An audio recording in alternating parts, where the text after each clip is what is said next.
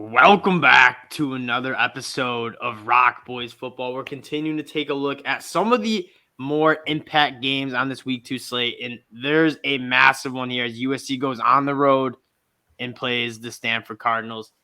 I already know what I'm going to talk about. I hate myself for doing it. I feel like just kind of an idiot taking all the flash. This pick almost seems too easy for me. Before we get into it, though, I know we're going to fight about this. But if you guys do enjoy the content and you like talk college football, consider subscribing to the channel. We really do like chopping up football with you guys in the comment section. We do appreciate all the support. Dill, let's get into it. I'm going to let you start us off here. What are your takes on this game here? I mean, my heart wants to see Lincoln Riley lose. That's obvious. I'm hoping for it. But at the end of the day, I don't think it's going to happen. I think this game's be closer than people think, but I'd be really surprised. It'd be a big upset in my mind. This USC offense looked about as good as it looks on paper against Rice. And again, I'm not trying to overreact against a Rice team that is not good. But, I mean, they scored touchdowns on, I think, the first 6 times they touched the ball. They went easily right down the field and scored. You look at Caleb Williams, he only threw 3 incompletions. He also ran the ball very effectively. My point here is Stanford might have some success running the football. I think I like their offensive line. E.J. Smith is a very good back. I think he averaged like 10 yards a carry. Week 1 against Tollgate. Tanner McKee, obviously a very talented quarterback with a very good arm. I just don't know if Stanford has the dogs on the outside. I like a guy like Ryu Blue Kelly. I do. But I don't know if they have enough athletes to cover all the athletes and all the ways this USC team can hurt you on offense. And I don't want to just start listing the roster, but even a guy like Taj Washington, he was a guy that is one of the few wide receivers that was on this team last year. And Dill, we were talking about him when we did summer scouting. This dude's a stud. And then not to mention the Blitnikoff Award winner, Jordan Addison, Mario Williams, one of Caleb Williams' best targets at Oklahoma. You have Brendan Rice, Travis Dye out of the backfield. There is just so many ways this USC team can score and can move the football. I don't think Stanford has the athletes to match up. I think USC is going to score a lot of points. It's going to be a shootout, and I just don't know if Stanford's going to be able to keep up. Stanford's only hope would be to really win them up front, but I mean, frankly, USC's offensive line wasn't even terrible last year. It's not like one of the best units in the country, but it's definitely not a liability on an otherwise good team. I think their problems last year just more related to having no rhythm and the quarterback situation was obviously not ideal. But again, I think they filled the talent gaps for sure because Taj Washington was kind of the only guy last year.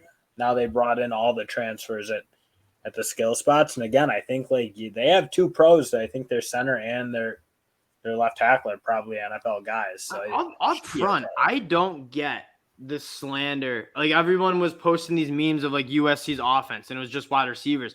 They have some guys that you really like on the offensive line. I mean, Andrew Voorhees is one of the best interior offensive linemen in college football. He can also play tackle.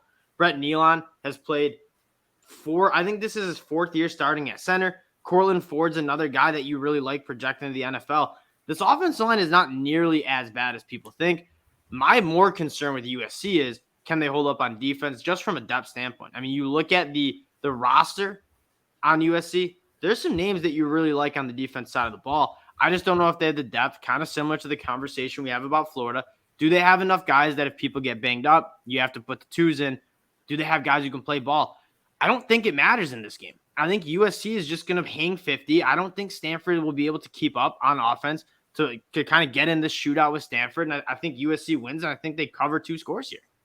Yeah, I mean, it's hard for me to imagine right now how Stanford could slow them down and play Stanford ball and make it really tough.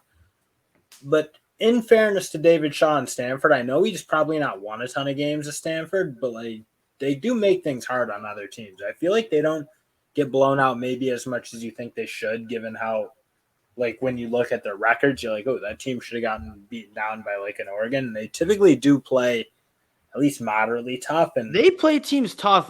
The David Shaw argument, I think he's on the hot seat. He took over a really good program with Jim Harbaugh, what he left. He did really well with it for a couple of years.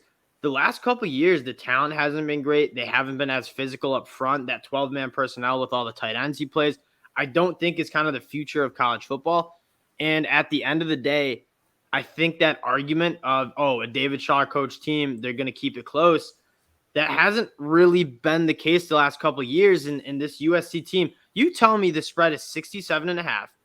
USC is favored by 8.5. I'm going to do math real quick. That means it's implying that Stanford is going to score over 45 points. I don't see that out of the Stanford team. I don't think they have enough weapons. Dill, you can check my math. You're more the math guy than me.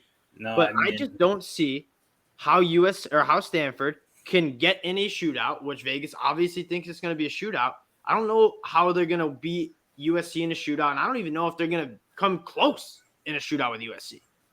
Yeah, I mean, like, you could argue that total will be hard to get either way just because there's just no way we're getting the points out of Stanford. And they just never big scores. And I get, USC is not a great defensive team, but I don't think you need to be a great defensive team to slow down Stanford. And I think you're kind of right. They forced 4 turnovers, too. So, if you're getting some turnovers, Tanner McKee hasn't been absolutely great keeping the ball out of the other team's hands.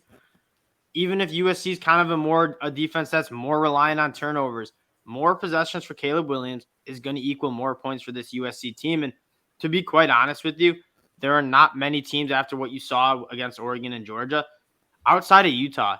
I don't know if there's a Pac-12 team that matches up with USC and is going to be able to beat them, because every other team is going to kind of want to win on the outside in a shootout, and I don't think anyone else can do that. I guess the only real problem, way I could even rationalize picking against USC here is to think that this team's going to like freeze up. Like, I feel like you've seen USC in the past, but even that, it's like, why would they?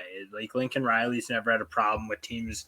As much as you hate Lincoln Riley, he's a damn good football coach. The only time he's ever played down like that was last year, where you legit didn't think he was getting anything out of the talent at Oklahoma. And he may have been on his way out anyway, checked it out by the end of that year. So he already has his house out in Southern California. He was like, I'm ready to get out of Norman.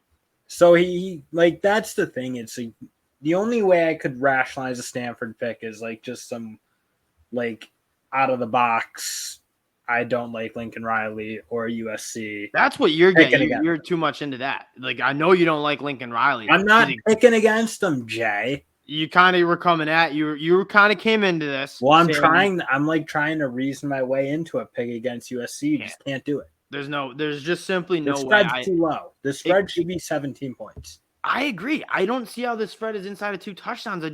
I don't think Stanford's going to even come close to kind of winning this shootout game. And yeah, Tanner McKee looked really good. That was Colgate. Rice, you think Rice is bad. Colgate, with all due respect, Colgate just doesn't have the athletes to compete with the Power 5 level teams. And you saw that. Stanford got some – they're confident, which is good because they needed some confidence after last year. But they're coming into a buzzsaw of an offense with USC and how the chemistry, what Caleb Williams looked like with those wide receivers. You have a guy like Travis Dye who's so dangerous out of the backfield.